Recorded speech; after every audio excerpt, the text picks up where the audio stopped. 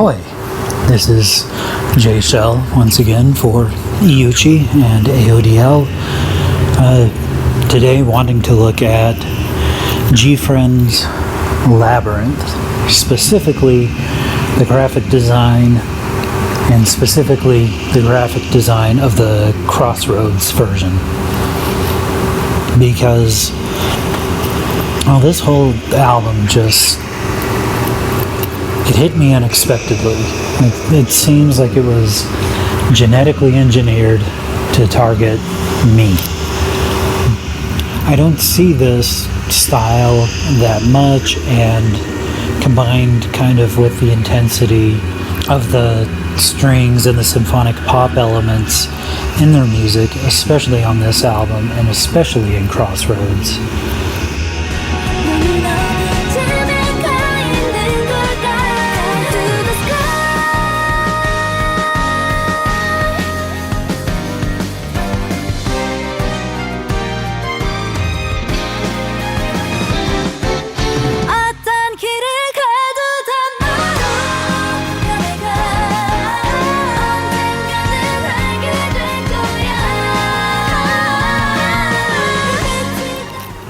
It just fascinated me that existed again.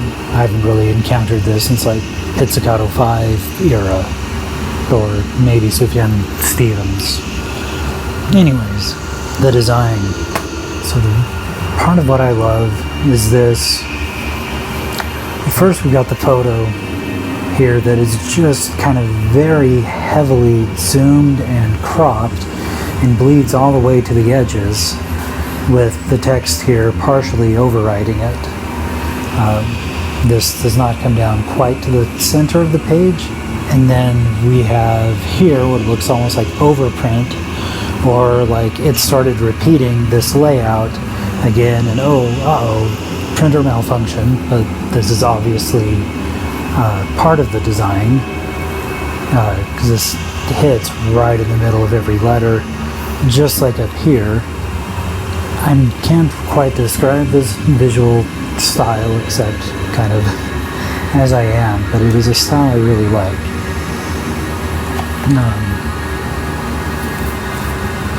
We get to the sides, kind of have the same thing here where the text partially bleeds over the picture, kind of a well-defined spot.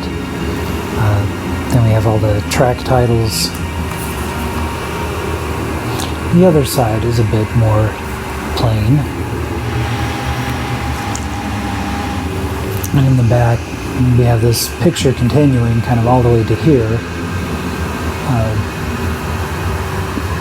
And then stopping, we've got the members' names. And some things that almost feel like graphic design markers that are kind of like left over, like hints, printing hits, guides, all of that. You get right to the middle of the page, 01-06, down to GFRIEND. I decided to kind of do a quick run through some of my collection and grab a few of the things that this kind of reminded me of. And one of the first ones is this magazine Purple, in this issue, number 6, right before they changed sizes, and we kind of see a similar style. So this is kind of a very kind of modernist design language, kind of a mid-century international style thing, but the text has a bit of a classic flavor. And we kind of have the same thing going on here. We've got this picture kind of at a cropped just a certain way into the page, big text around it, and this kind of classic text, this nice little flourish on the E. Helmut Lang ads, Louis Vuitton ads. Yeah, some of this graphic design language also kind of feels a bit similar. And we've got Purple number 9, and Purple number 7, they switched formats into this larger, narrower edition again, we kind of have this thing, big photo, cropped to the edge, and like on Labyrinth, you know, everything's kind of out of focus of the photo. It's just the feet here. It's just this side of the woman here. And in this one, it continues to the other side of the page, kind of like how this GFRIEND one wraps around. Raygun. This was an interesting issue. September of 1998, Raygun kind of changed up their style, and we'll see some more of their older styling here. We went to this kind of wider, bit more minimalist, kind of like this. Photos all the way to the edge of the page. I've always kind of really liked this fashion layout, which doesn't, you know, it kind of matches the spirit I get from Labyrinth in a way. Lots of white space, some kind of interesting boxing, repeated text elements, and kind of like how the Labyrinth here bleeds over. A lot of Raygun was handled by David Carson for a long time. The one we looked at was kind of after he left, and was kind of the first major design change, very much in the spirit of his Raygun, but here he kind of takes some of these things to extremes. You can kind of see text overlapping with the photo kind of peculiarly placed.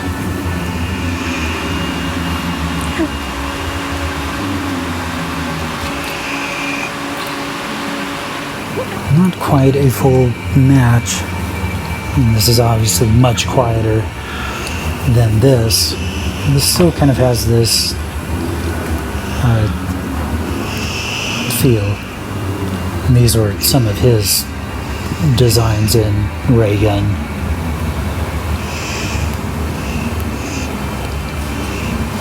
Even some of these styles I've integrated into my own designs. I'm not sure how well this will show. This is one of my Ayodel cassettes from a Red Light Sound label. Again, this kind of has more of like these repeating text elements, looking almost glitchy things, text going beyond the page or beyond the fold.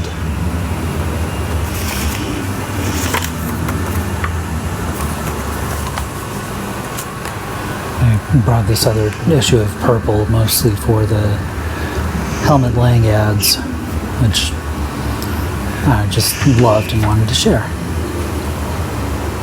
Just a heavy white space, page are off onto the side. Here, no overlapping text. Like GFRIEND Labyrinth here, really popping out on the text. His name tended to really stand out in his ads. Emigre.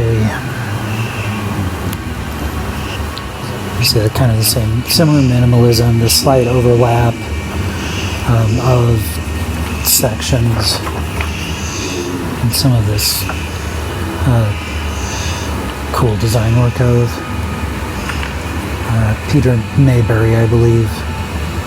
And this particular issue with Experimental Jet Set, very heavy on the repeating text, repeating elements, looking a bit like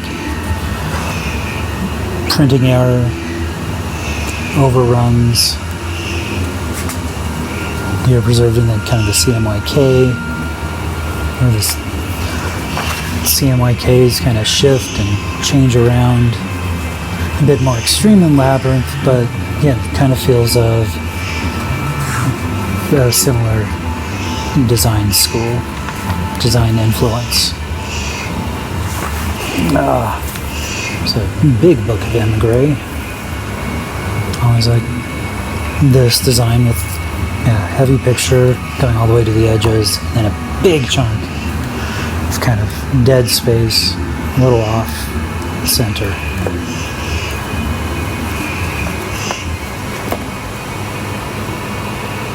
There's a Designer's Republic versus Emigre. Certainly when we go back in time with Emigre, it gets pretty noisy. This is back in the late 80s.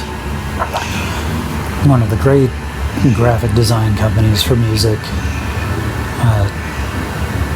23 Envelope, Von Oliver. His stuff for 4AD was legendary. I do have a book on that I didn't bring out for this. His style was certainly kind of unmatched.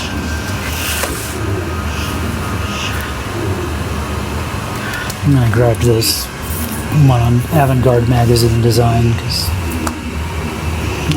I just kind of like it.